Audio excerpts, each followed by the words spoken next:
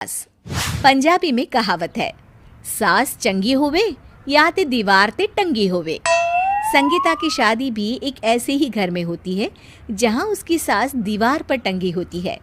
ससुर और पति शादी के पहले दिन उसे सास के फोटो के सामने ले जाते हैं, जहां ससुर जी कहते हैं, बेटा बेटा संगीता, ये तुम्हारी सास थी, बहुत नेक और भली, लेकिन थोड़ी गुस्सैल थी। गुस्सा आने पर सब तहस नहस कर देती थी, पर अब ये इस दुनिया में नहीं है। हाँ संगीता, माँ होती तो तुम इनकी कोई बात टाल नहीं सकती थी, वरना तो माँ घर में भूचाल ले आती।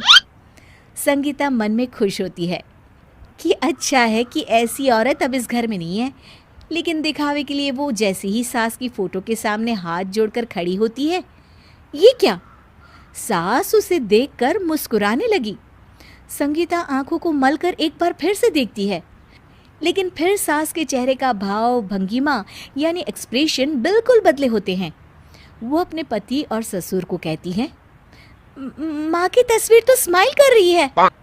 ना ना बेटी, ये कैसे संभव है?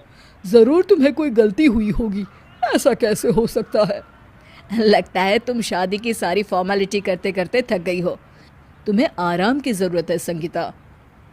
खैर, सारे संगीता की बात को इग्नोर कर कमरे में चले जाते हैं।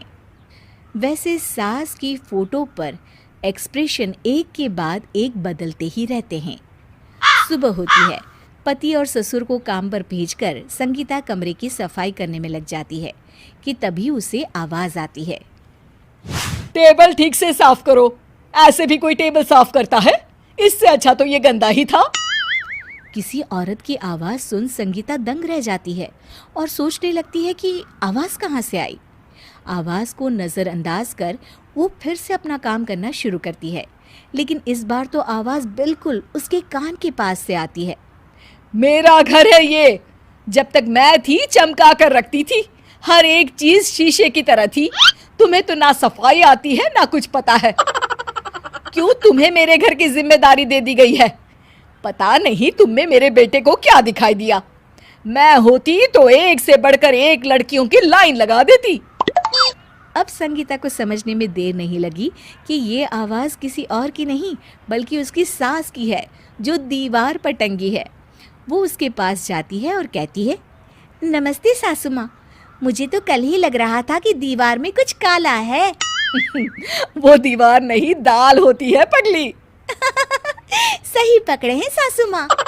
तो क्या हो गया आपको जो आप यहाँ भी चैन से नहीं बैठी हैं?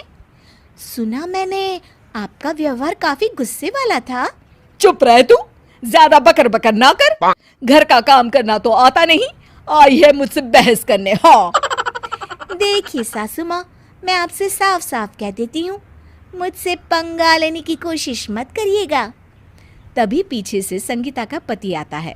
अरे संगीता, किससे बात कर रही हो? कौन है वहाँ?